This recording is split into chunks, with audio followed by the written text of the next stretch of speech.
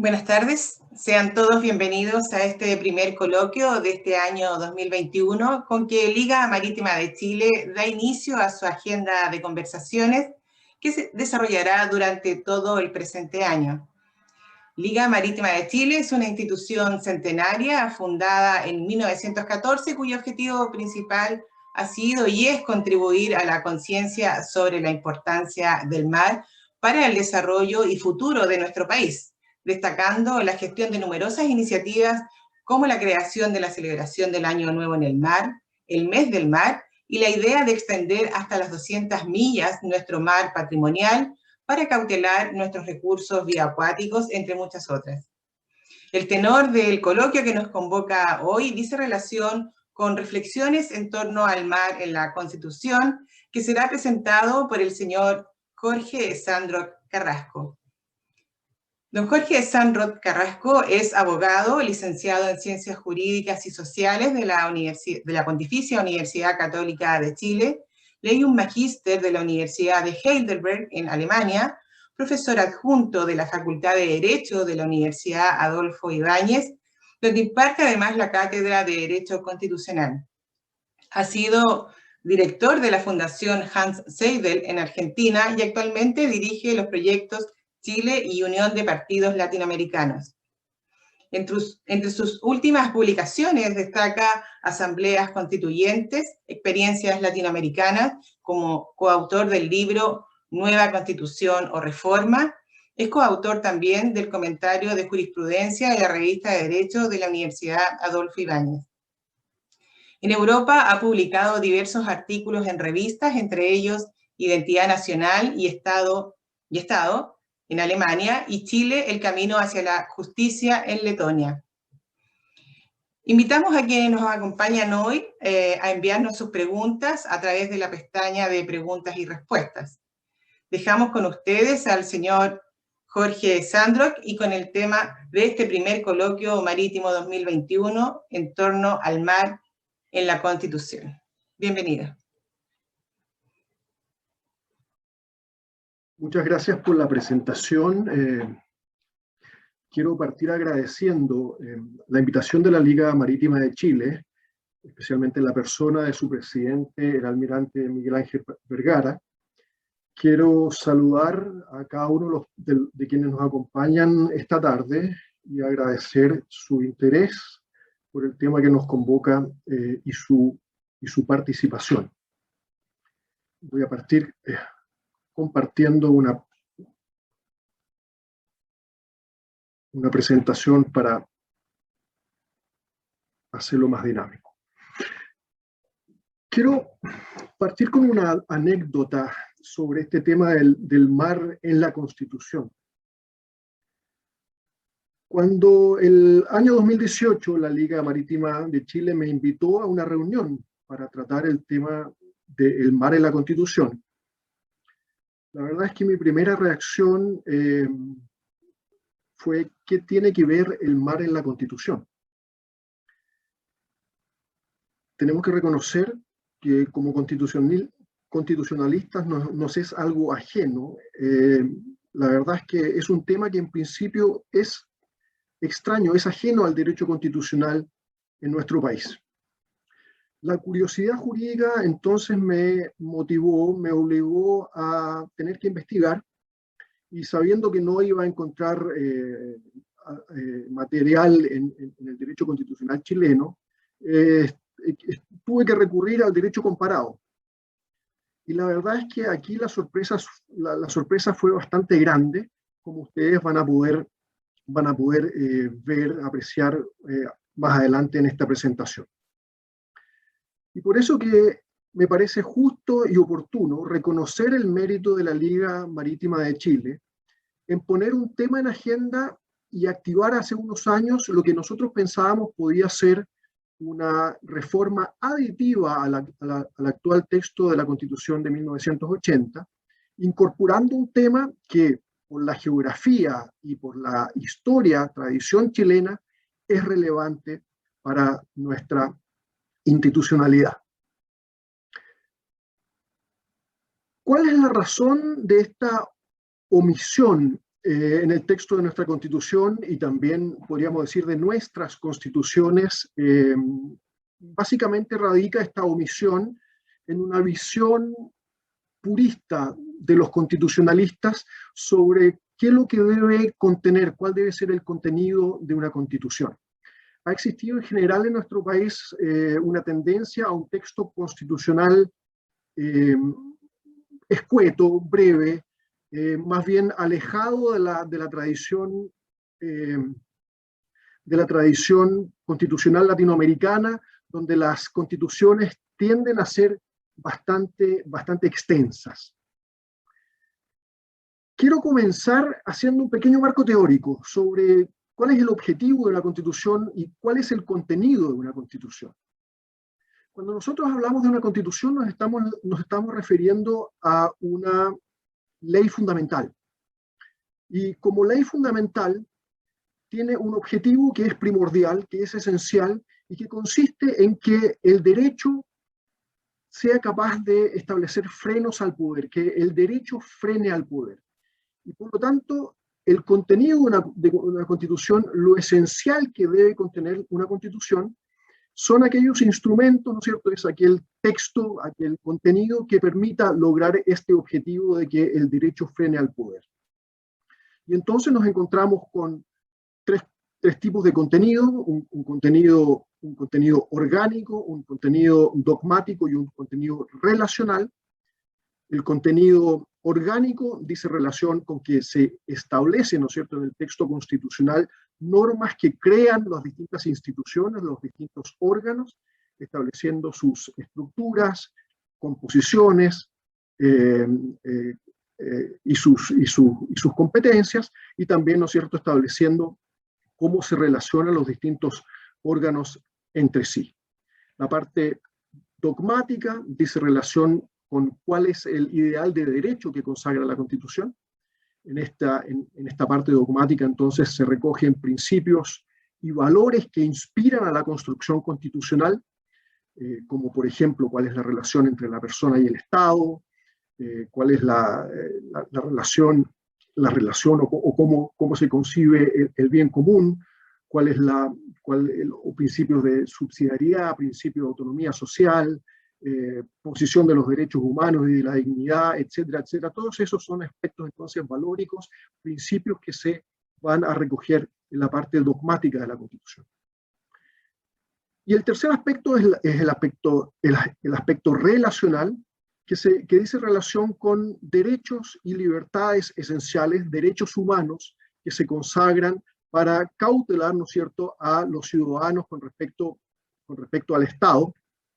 Se reconocen derechos de primera generación, que son los civiles y políticos en primer término, y las constituciones actuales, ¿no es cierto?, suman además los derechos sociales, que son los de segunda generación, y también los derechos de tercera generación, que son todavía un grupo de derechos que están desarrollándose actualmente.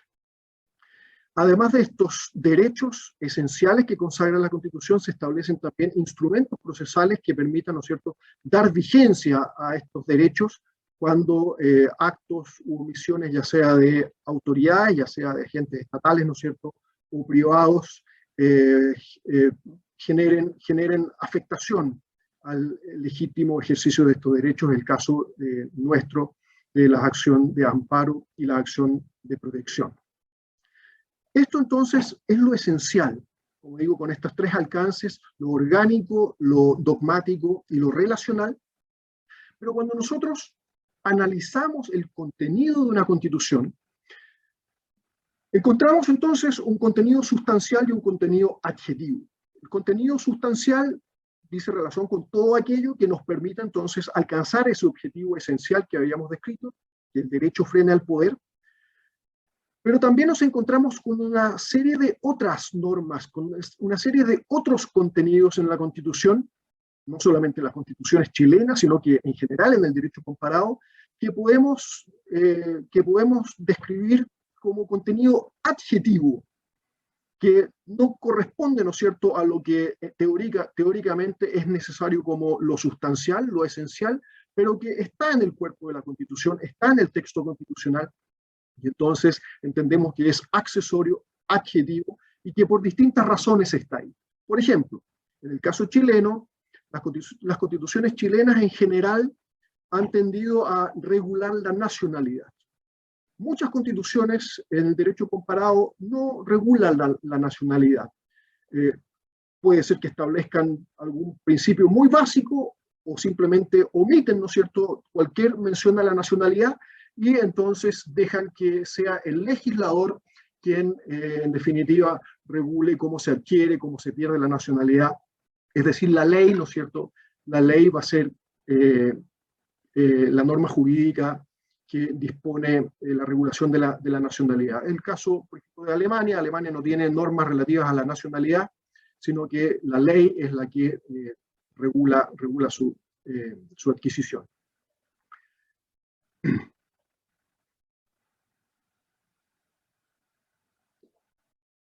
Existen también ejemplos de materias adjetivas que son efectivamente totalmente extrañas a la Constitución. Podría nombrar algunos casos como algunos casos históricos. La ley seca, por ejemplo, en Estados Unidos es una materia realmente extraña del derecho constitucional, pero Estados Unidos la verdad que nos da más ejemplos. Varias constituciones estatales norteamericanas regulan materias que son absolutamente no solo adjetivas, sino que realmente extrañas al derecho constitucional, como por ejemplo sociedades mercantiles, horario laboral, régimen bancario, etcétera. Son todas normas que en general el derecho comparado no entrega a las constituciones, sino que las leyes son las normas jurídicas que las regulan. ¿Cuáles son los factores que inciden en el contenido adjetivo de una constitución? Básicamente es la experiencia histórica que los países han tenido con distintas situaciones. Y yo quiero explicar esto con algunas situaciones, algunas experiencias históricas que han motivado incorporar ciertas regulaciones en nuestra Constitución. Por ejemplo, como ustedes conocen, la Constitución chilena establece, la Constitución de 1980 establece que la ley de presupuesto debe ser presentada por el presidente de la República 3 meses antes desde que ésta comience a regir. Es decir, el presidente tiene que presentar, ingresándola por la Cámara de Diputados, el proyecto de ley de presupuesto hasta el 30 de septiembre, 3 meses antes de que rija. Es una ley anual, ¿no es cierto?, que comienza a regir el 1 de enero. Y si es que el Congreso no despacha, es decir, no tramita y despacha esa ley, no significa que tenga que aprobarla, ¿no es cierto? Podrá aprobar algunos pasajes, algunas partidas y otras rechazarlas, pero tiene que despacharla, es decir, tramitarla en el plazo de 60 días, y si no lo hace, rige el proyecto que ha presentado el presidente de la República. Esto estaba también en la Constitución de 1925, una norma muy importante de la Constitución de 1925, porque es lo que motivó durante la vigencia de la Constitución de 1833, o lo que generó, ¿no es cierto?, la Guerra Civil de 1891. Recordemos que el Congreso Nacional se negó a tramitar el proyecto de ley de presupuesto que había presentado el presidente Balmaceda, hasta que éste no nombrara un gabinete que tuviera el apoyo del Congreso. Entonces el presidente Balmaceda lo que hizo por decreto estableció que regía la ley de presupuesto del año anterior. Y esto fue el detonante de la Guerra Civil de 1891. Entonces esta experiencia histórica hizo que esta situación se regulara en detalle en la Constitución de 1925 y se recoge la misma regulación entonces en la Constitución de 1980. Otro ejemplo en nuestra historia constitucional es el caso de la inhabilidad de 5 años para ejercer cargos públicos, sean o no de elección popular, para aquellas autoridades que sean destituidos por una acusación constitucional. Esto está establecido en la Constitución actual y no estaba establecido en la Constitución de 1925. Y durante los últimos años de la vigencia de la Constitución del 25, el presidente Allende, luego que el Congreso destituía por acusación constitucional a uno de sus ministros, los nombraba inmediatamente, ¿no es cierto?, en otro ministerio, burlando de esa manera la voluntad o la decisión del Congreso. Entonces, a partir de esto se establece esta inhabilidad para asumir cargos públicos, sean o no de elección popular, por el término de 5 años a partir del pronunciamiento de culpabilidad del Senado. La autonomía del Banco Central es otra experiencia histórica que motivó consagrar este principio en la Constitución actual. La experiencia traumática de nuestro país con la inflación hizo que nosotros consagráramos el principio de autonomía, de independencia del Banco Central. Tuvimos como antecedente el Banco Central alemán. Si bien la Constitución alemana no consagra en la Constitución la autonomía del Banco Federal, lo hacía en la ley, y entonces nosotros copiamos aspectos importantes de la ley federal del Banco Federal, y nosotros preferimos, sin embargo, darle un rango constitucional para que la autonomía del Banco Central estuviera protegida o mayormente protegida por la rigidez relativa, ¿no es cierto?, de la Constitución. La Constitución se modifica con quórum más alto que las leyes, y por lo tanto, entonces, de esa manera el principio o el Banco Central como institución y su autonomía tenían una mayor protección en esta rigidez relativa. También la inamovilidad de los comandantes en jefe, que consagraba, sigue consagrando, pero con menor alcance, la Constitución actual, tiene también una motivación histórica. En el derecho comparado podemos también encontrar experiencias históricas que hacen que ciertos contenidos o ciertos principios sean recogidos con rango constitucional y también con ciertas características especiales. Es el caso de Italia y Alemania. Italia y Alemania tienen cláusulas pétreas, es decir, cláusulas que no pueden ser modificadas por ningún tipo de mayoría en sus textos constitucionales. La Constitución italiana tiene una cláusula pétrea relativa a la forma republicana. Recordemos que los italianos consideraron que la llegada de Mussolini al poder a fines o a principios de los años 20 fue responsabilidad importante, ¿no es cierto?, de la familia real, los Saboya, de Víctor Emanuel III, y por lo tanto, luego de la Segunda Guerra Mundial, la Constitución de 1947 italiana consagra esta cláusula pétrea relativa a la forma republicana, y no solamente esto, acaba con la monarquía, ¿no es cierto?, y envía al exilio a toda la familia Saboya, manteniendo esta forma entonces republicana. El caso alemán, también por una experiencia histórica, consagra a través de una cláusula pétrea la forma federal y la democracia, ¿no es cierto? Adolfo Hitler entendía que para acabar con la democracia en Alemania primero tenía que desmantelar el federalismo, y así lo hizo, y esa experiencia histórica entonces motiva que la Constitución, la ley de Bonn, la Constitución alemana de 1949, consagre esta cláusula pétrea.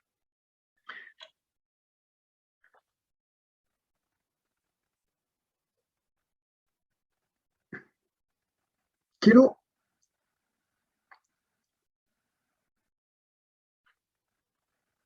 referirme a un aspecto histórico de nuestras constituciones. La verdad es que nuestra Constitución actual y la de 1925 no tienen ninguna norma relativa al territorio y límites. Obviamente sí lo tienen con respecto, ¿no es cierto?, al territorio en cuanto a su organización, pero no en cuanto al territorio nacional y sus límites políticos. Y la verdad es que no siempre fue así. Las constituciones de inicios de la República, como se dice, la época anárquica, ¿no es cierto?, de la década de los 20 del 1800, siglo XIX, la Constitución o'higginiana de 1822, la Constitución moralista de 1823, la Constitución liberal de 1828 sí contenían aspectos relativos al territorio y a los límites. No directamente relativos al dominio marítimo, pero sí con respecto al territorio nacional y sus límites. y un texto muy parecido al que luego recogió el artículo primero de la Constitución de 1833, artículo primero del texto original de la Constitución de 1833, que ustedes ven proyectado en la presentación. Como digo, texto muy parecido a las constituciones anteriores y que dice que el territorio de Chile se extiende desde el desierto de Atacama hasta el Cabo de Hornos y desde las cordilleras, así tal cual, de los Andes hasta el mar Pacífico, comprendiendo el archipiélago de Chiloé, todas las islas adyacentes y las de Juan Fernández. Yo supongo que ustedes, que nuestra audiencia ha advertido la relevancia de estas normas, seguramente el enorme error, gigantesco error que se cometió por el constituyente, no solamente del 33, sino que ya los anteriores, ¿no es cierto?, al establecer estos límites. Estábamos expresamente en nuestro texto constitucional reconociendo, ¿no es cierto?, que nuestro límite oriental es la cordillera de los Andes. Y por lo tanto, fue un antecedente determinante para Argentina, ¿no es cierto?, en cuanto a su aspiración, y luego no solamente su aspiración, sino que cómo se concreta el Tratado de 1881, que simplemente, ¿no es cierto?, recogió algo que Chile en reiteradas ocasiones, recurrentemente en sus textos constitucionales, expresamente había señalado, que Chile limitaba al este con la cordillera de los Andes, lo cual implicó una pérdida territorial inmensa para nuestro país. A partir de esta experiencia se reforma la Constitución de 1833, obviamente tardíamente, en 1888. La reforma de 1888, de agosto de ese año, deroga el artículo primero de la Constitución del 33, elimina incluso el nombre del primer capítulo, que se llamaba Territorio, dándole un nuevo nombre a ese capítulo y un nuevo contenido del artículo primero, que es además el artículo y el capítulo que se mantiene hasta el fin de la vida jurídica de la Constitución del 33 en el año 1925. A partir de esto, entonces, las constituciones de 1925 y obviamente la Constitución de 1980, como nosotros ya sabemos, no considera, ¿no es cierto?, en ninguna norma aspectos relativos, contenidos relativos al territorio ni a los límites políticos del Estado de Chile. Como les decía, lo que motiva esto es esta conferencia es el mar en la Constitución, y como pequeña introducción quiero referirme muy brevemente a la Convención de las Naciones Unidas sobre el Derecho del Mar, que fue, ¿no es cierto?, fue terminado su texto en el año 1982, y el año 1994 comenzó a regir, un año después que el país número 60 lo ratificara. Chile ratificó en 1997, ya había suscrito originalmente el año 1982, pero desde 1997 se ratifica y por lo tanto pasa a formar parte de nuestro derecho nacional. ¿Por qué es importante la Convención del Mar? Porque vamos a ver en el derecho comparado que muchos países de la región recogen en su ordenamiento constitucional conceptos, nomenclaturas, contenidos que están en la CONVEMAR, en esta Convención de las Naciones Unidas sobre el Derecho del Mar.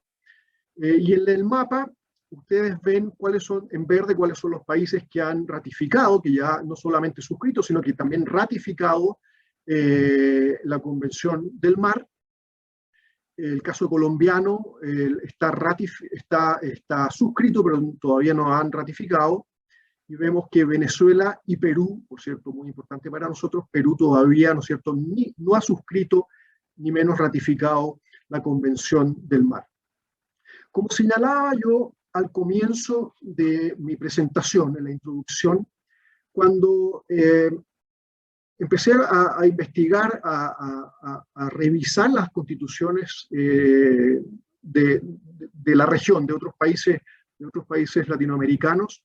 Me encontré con una gran sorpresa.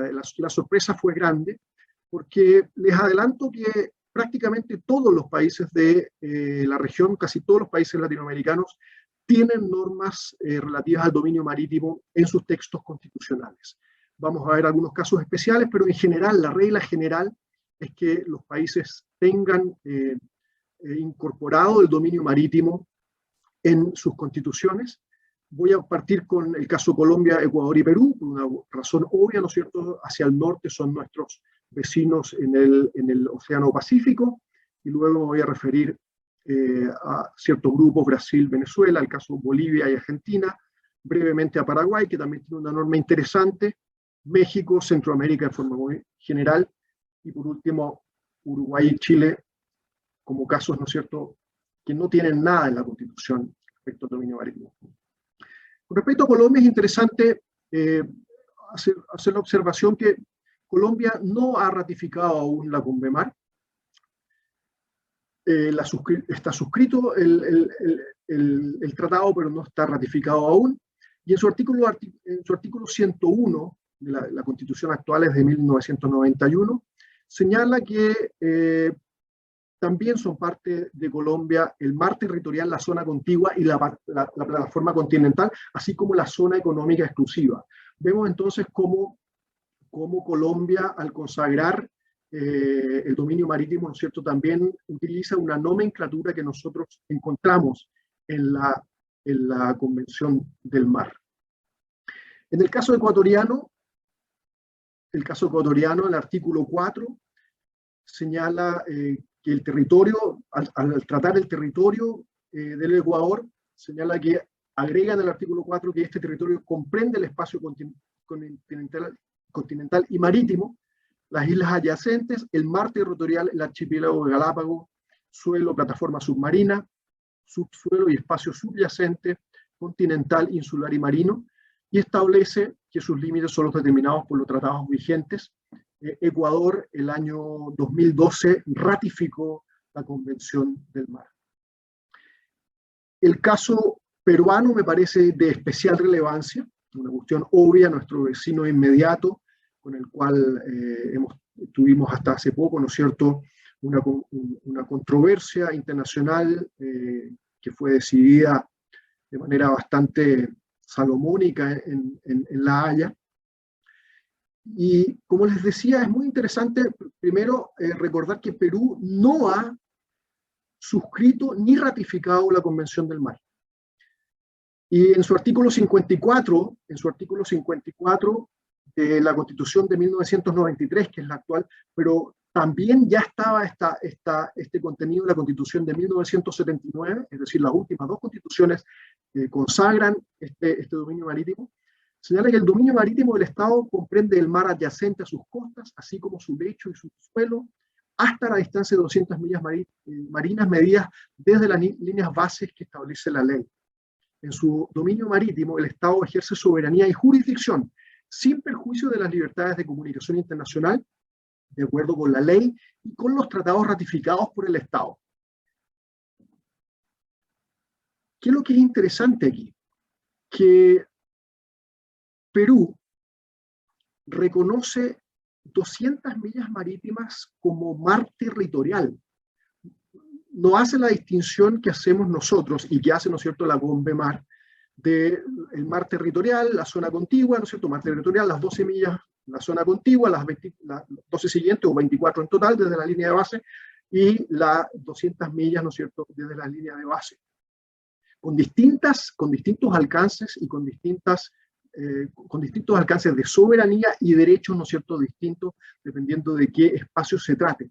Para Perú, las 200 millas marinas corresponden a dominio marítimo territorial, y ese también es el fundamento de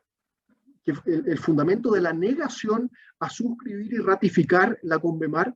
Existe entre los expertos peruanos un debate jurídico-político muy interesante entre los denominados territorialistas y los zonistas, es decir, aquellos, ¿no es cierto?, que dicen o sostienen la posición de que Perú no tiene que suscribir ni ratificar la convención. Dicen, esto implica desconocer derechos que actualmente tenemos, porque tenemos soberanía, o ejercemos soberanía sobre las 200 millas, y por otra parte estos son los territorialistas, y los zonistas son aquellos, ¿no es cierto?, que suscriben la tesis de, o el contenido, o los principios que consagra la Convención del Mar en cuanto a esta distinción entre mar territorial, zona contigua y zona económica exclusiva.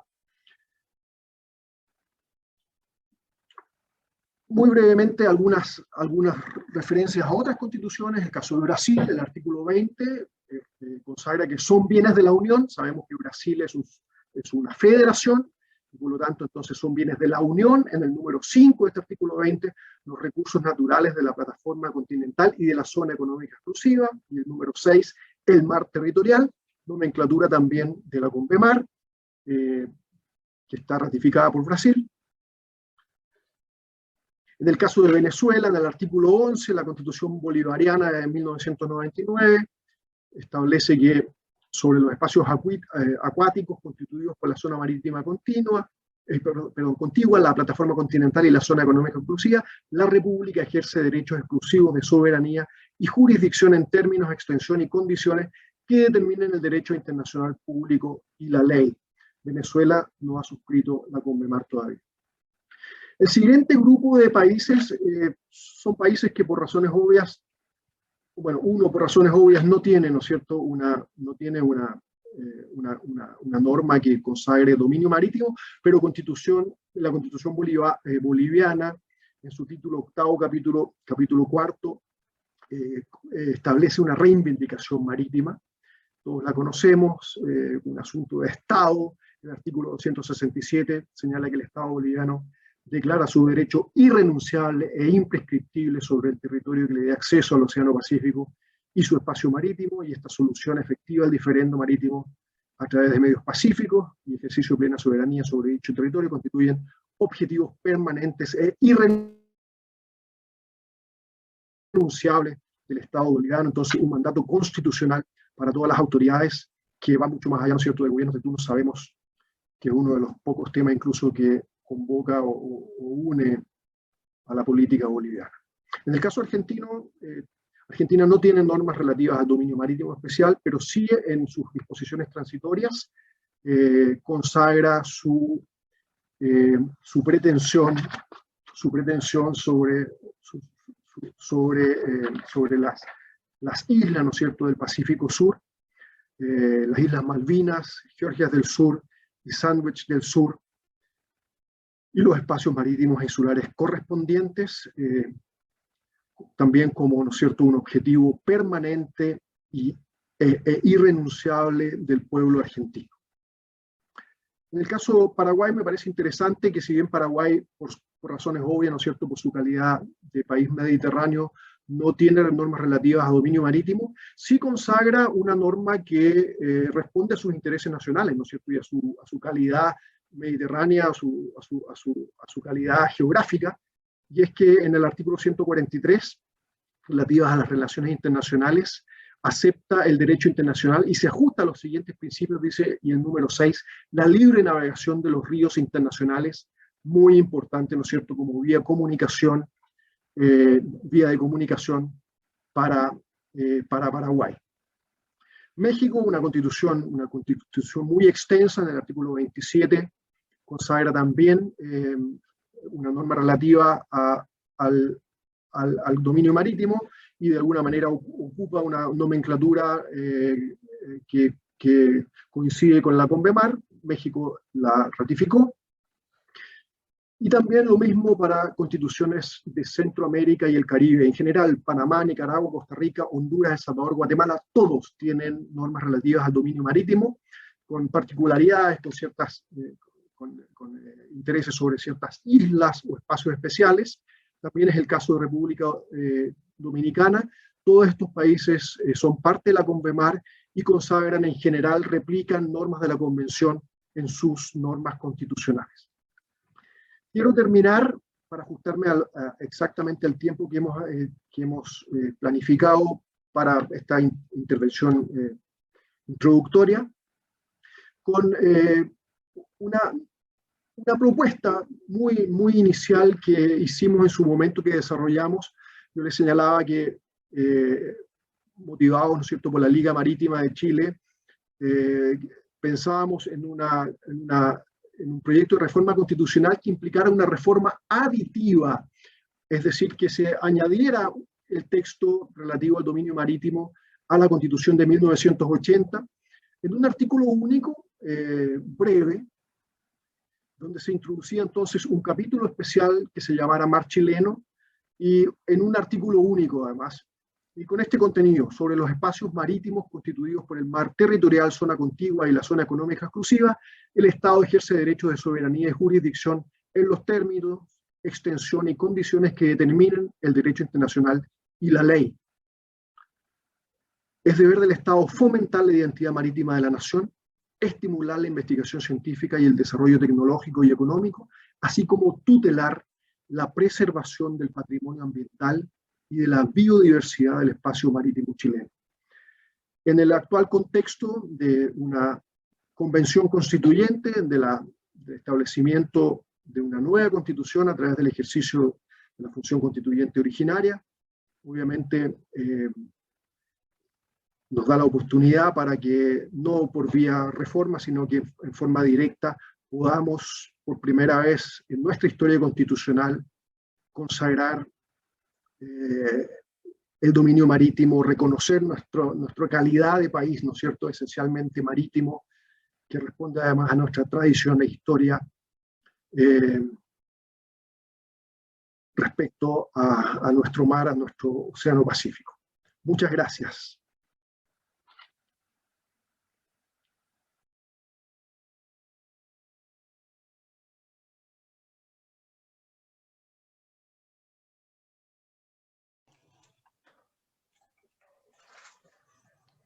Damos las gracias a don Jorge Sandrock por esta interesante presentación que nos ha realizado.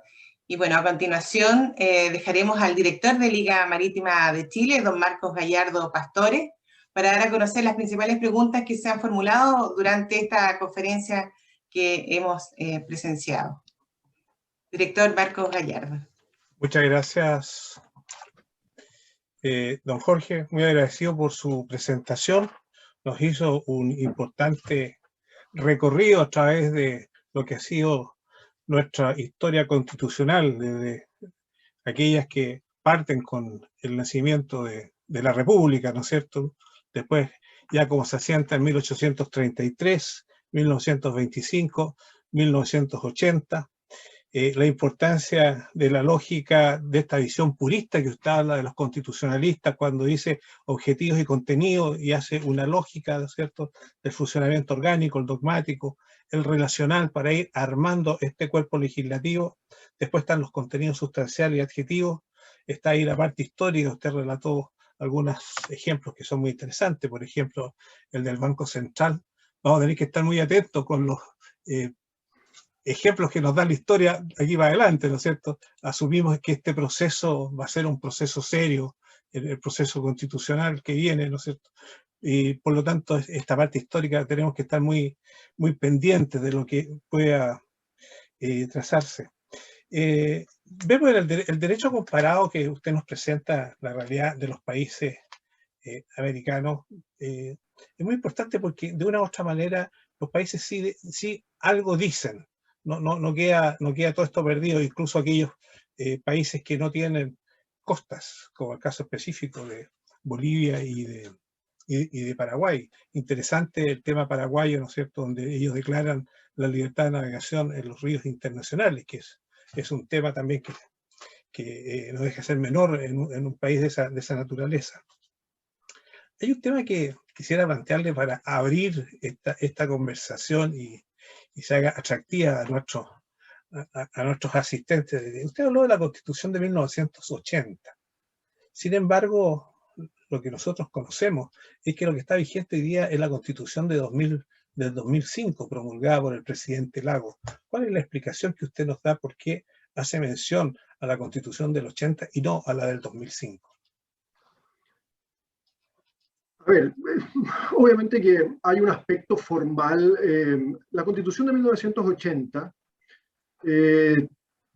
tuvo muchas reformas, las principales, ¿no es cierto?, la de 1989, a partir de un gran acuerdo político posterior al plebiscito del año 88, que fue también ratificada por un plebiscito, si no me equivoco, un 89% de la ciudadanía aprobó la reforma y por lo tanto además fue un impulso legitimador del texto de 1980. Y luego la gran reforma del año 2005, en la cual también se reemplaza la firma del presidente Pinochet por la del presidente de ese entonces, Ricardo Lagos. Son aspectos formales, pero si nosotros analizamos la esencia del texto, de la creación de 1980, se mantiene. Yo creo que es verdad que la Constitución se ajusta, modera ciertos aspectos, hace desaparecer algunos aspectos, ¿no es cierto?, en los cuales había gran conflicto, pero si nosotros nos quedamos con lo esencial de la Constitución, el principio de subsidiariedad, el principio de autonomía social, la relación del Estado como instrumento, ¿no es cierto?, al servicio del ser humano, una visión naturalista de los derechos humanos, los derechos esenciales tienen su origen en la naturaleza humana, principios como el límite del ejercicio de la soberanía reconoce su límite en esos propios derechos humanos, etc. Son aspectos que en definitiva se mantienen y son, a mi modo de ver, lo que constituye la esencia de la Constitución de 1980. Podríamos decir que aspectos adjetivos, en definitiva, y no sustanciales, volviendo a la misma nomenclatura que yo hice al principio, son los que se van modificando, pero la estructura esencial, la forma, lo que hace que una cosa sea lo que es y no otra, se mantiene. Perfecto, muchas gracias. Hay una mención respecto de esto de acotar el uso, ponerle frenos al poder, como usted señalaba. ¿Qué responsabilidades, qué frenos, qué significado tiene finalmente para el Estado incluir el mar dentro de la Constitución?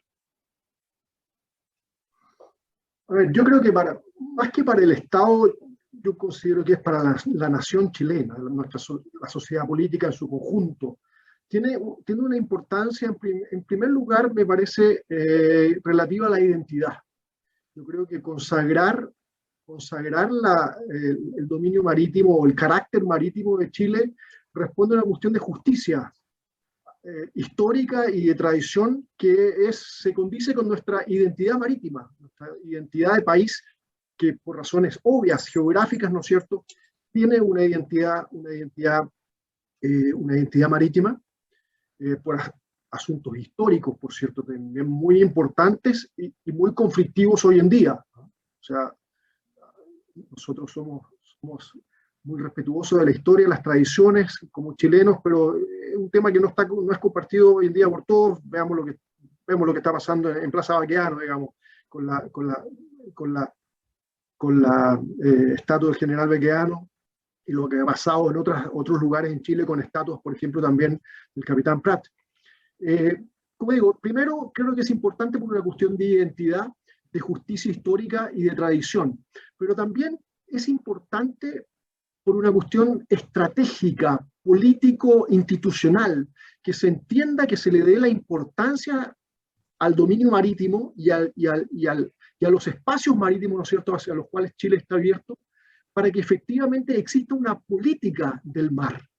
Yo creo que en el inciso segundo, entendiendo que es una propuesta muy preliminar, pero en el inciso segundo, ¿no es cierto?, de este artículo, esta propuesta de dominio marítimo que hicimos, recoge aspectos, ¿no es cierto?, que dicen relación con que o quizás la estructura de una política, un desarrollo de una política marítima por parte de la nación chilena, obviamente que empujada especialmente por el Estado de Chile, no solamente, sí. Si ustedes ven, hay las formas verbales que ocupamos ahí, dicen relación también con un alcance del principio de subsidiariedad. El Estado fomenta, el Estado, ¿no es cierto?, empuja, pero entendemos que esa obligación o esa responsabilidad radica en la sociedad chilena en su conjunto, no solamente en el Estado. Sí, es cierto, ese párrafo, ahora hablemos del párrafo de que se presentó y era la propuesta, una primera propuesta, un primer borrador, podríamos decirlo. Es perfectible, es mejorable. A mí me luce en cierta medida que solamente se está mirando el volumen de agua y no se hace mención a la importante rol que jugaría el suelo y el subsuelo, vale decir, todo lo que es la plataforma continental y toda la inmensa riqueza que está ahí subyacente. ¿Por qué se omite y no se hace mención, como sí vimos que otros países hacen mención a ello en el estudio comparativo? A ver, se hace mención a la zona económica exclusiva. Nosotros somos miembros, ¿no es cierto?, de la CONVEMAR, y la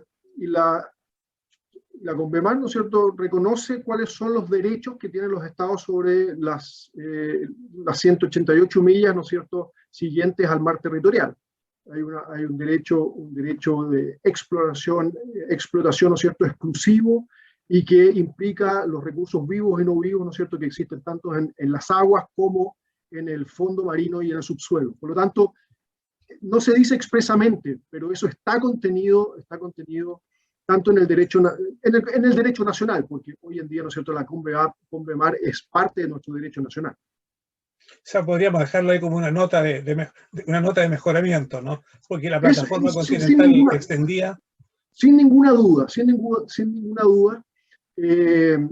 entendiendo, yo ese principio sí lo defiendo. Creo que en general las normas constitucionales tienen que ser lo más escuetas posible y dejar espacio entonces al legislador para que las desarrolle en detalle, ¿no es cierto?, las complemente. Pero sí, por cierto, es absolutamente preliminar una propuesta, de alguna manera, ¿no es cierto?, también para incentivar el interés y el debate, digamos, ¿eh?, que es lo que nos ha convocado.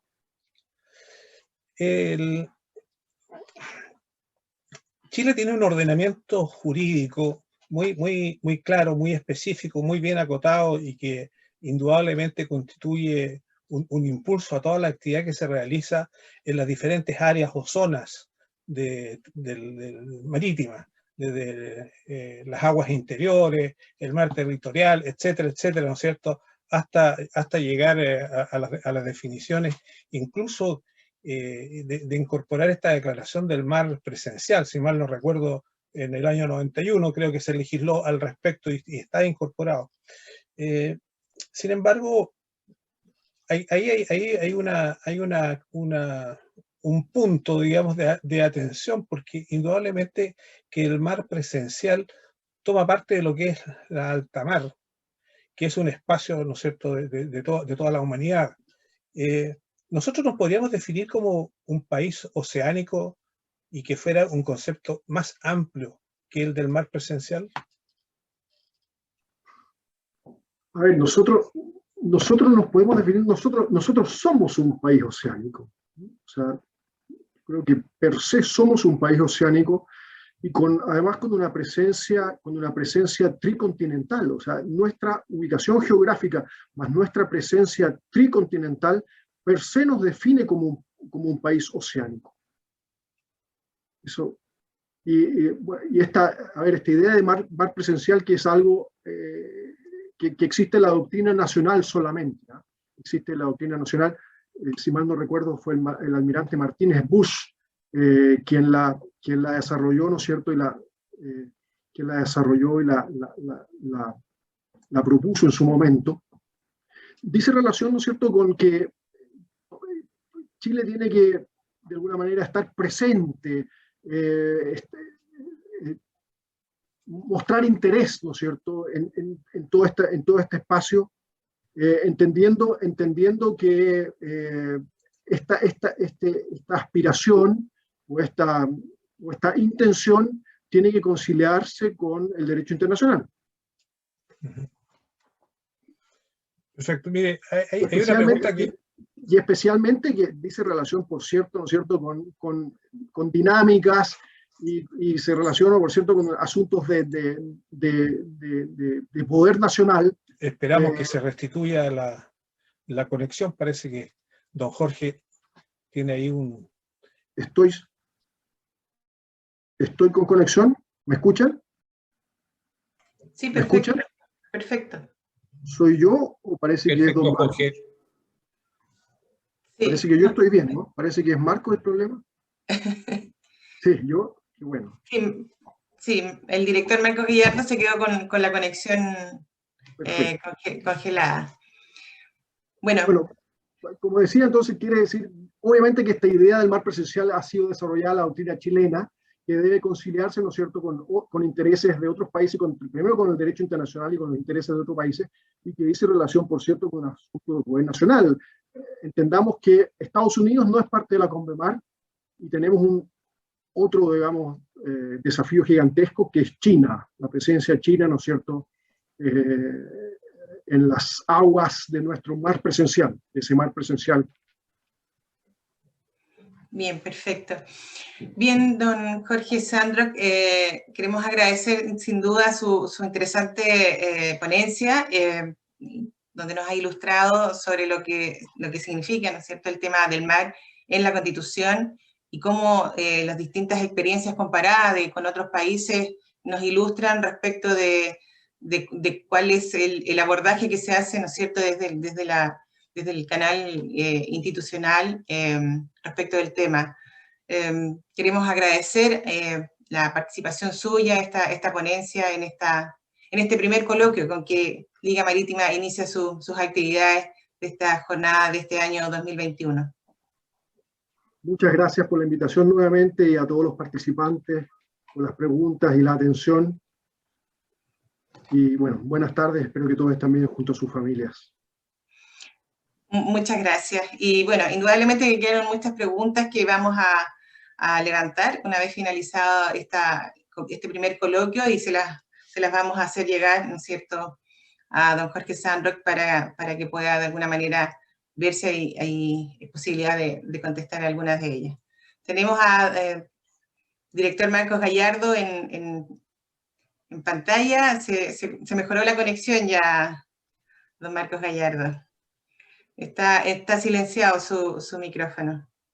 Sí, yo veía al profesor congelado y decía, está él congelado, y en realidad parece que el que está congelado era yo. Bueno, son cosas que a veces ocurren en este tipo de actividad. Mire, yo, en realidad, don Jorge ya estaba cerrando. En general, creo que di contexto a las diferentes preguntas que se fueron presentando a lo largo del contexto. Habían otras observaciones que, a mi juicio, parecían más bien opiniones personales que quedarán aquí en el chat y después se le podrá dar a lo mejor alguna respuesta personal. Creo que barrimos de una u otra manera las diferentes inquietudes que se fueron planteando por el chat. Así que de mi parte yo daría por terminado aquí el ciclo de preguntas y agradecerle y darle la oportunidad nomás a don Jorge. Así que le entrego el bastón de la conversación a nuestra estimada periodista. Muchas gracias, Jorge. Así es. Muchas gracias a don Jorge nuevamente. Y bueno, antes de finalizar este primer coloquio marítimo 2021, vienen las palabras de cierre del presidente de Liga Marítima de Chile, almirante Miguel Ángel Vergara.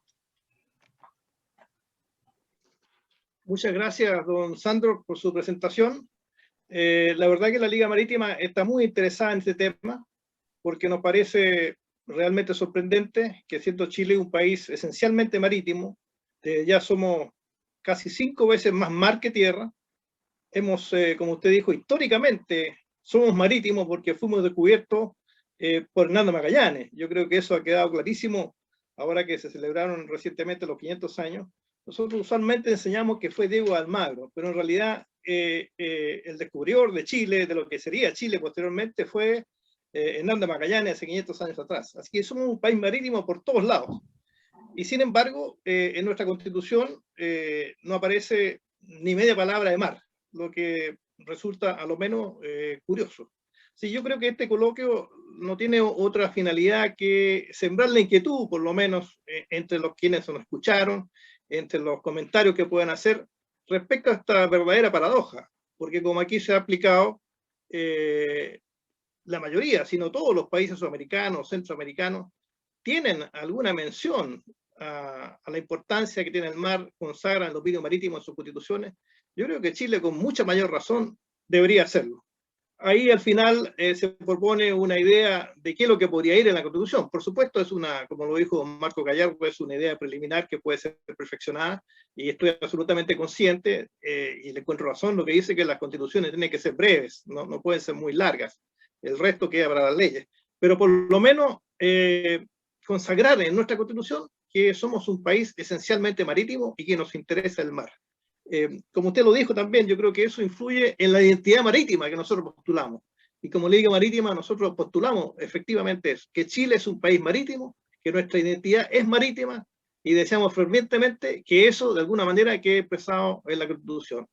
Así que yo le agradezco su presentación, agradezco a todos quienes lo han escuchado, y ojalá que esto sea una verdadera cruzada, aprovechando esta instancia que se perfila como una asamblea constituyente que va a reformar la Constitución. Ojalá que alguno de los constituyentes nos haya escuchado y tenga la voluntad de por lo menos discutir este tema. Así que a todos nuestros auditores, muy agradecido por su paciencia, y esperamos encontrarnos en un próximo coloquio que lo informaremos oportunamente. Muy buenas noches y muchas gracias de nuevo, don Sandro, don Jorge. Encantado. Muchas gracias a ustedes. Bien, muchas gracias, y de esta manera finalizamos esta jornada del día de hoy. Buenas tardes.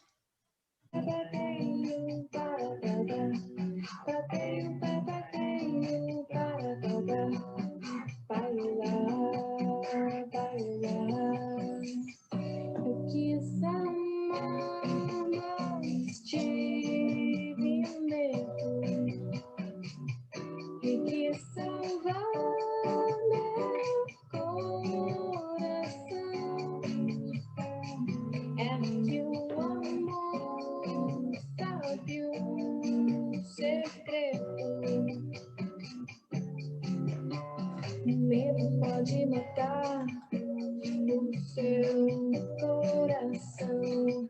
Água de beber,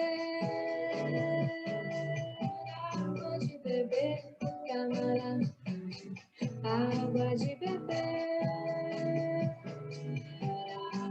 beber, camarão.